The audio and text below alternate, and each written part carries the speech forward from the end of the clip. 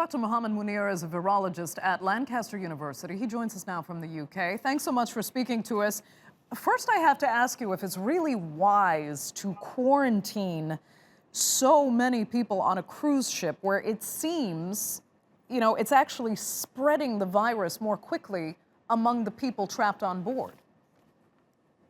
Yeah, well, quarantine means like social distancing or medical isolation of the vulnerable people or the people who are already infected. So they are taken to an isolation unit where they are monitored to see if the disease develops.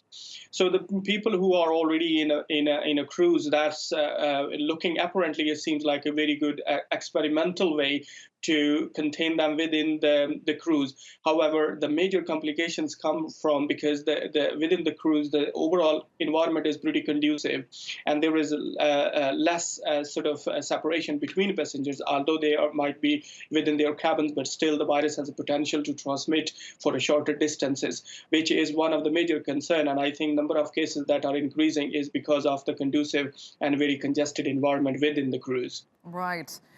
Are you encouraged, though, at least by the predictions of some scientists who say the epidemic will be over by April?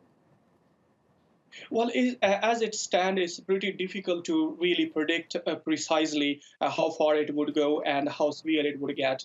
However, based on the trend of the outbreak, within 1.5 months, it has spread in all dimensions, and the number of cases have exponentially been increasing, except today. But I personally can't see any reason why it would not be contained. However, the timeline is really difficult to define because we still do not know a lot about this virus. A lot need to be understood before any claim can be made.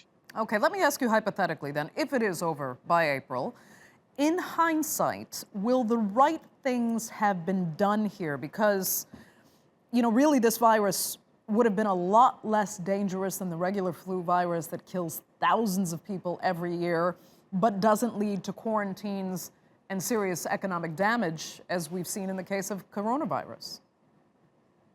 Well, one thing is pretty clear that whenever there is any infection like this contagious coronaviruses, then there will always be inconveniences. There will always be a damage to the economy. There will always be some sort of trade restrictions. The way this outbreak especially has been handled, I think it is unprecedented, not only because of the Chinese responses, but also the international community has learned so much from two related coronaviruses, SARS and MERS, few years back. And based on that information, we have been in the position to really propose not only a sensitive diagnostic assay, but also stepping toward developing vaccines that could trim down the overall time duration for this virus. So overall, there are possibilities, especially based on the previous experiences, to really narrow down the overall impact the virus would have onto the humanity. Okay, Mohammed Munir joining us there from Lancaster. Thanks so much for that.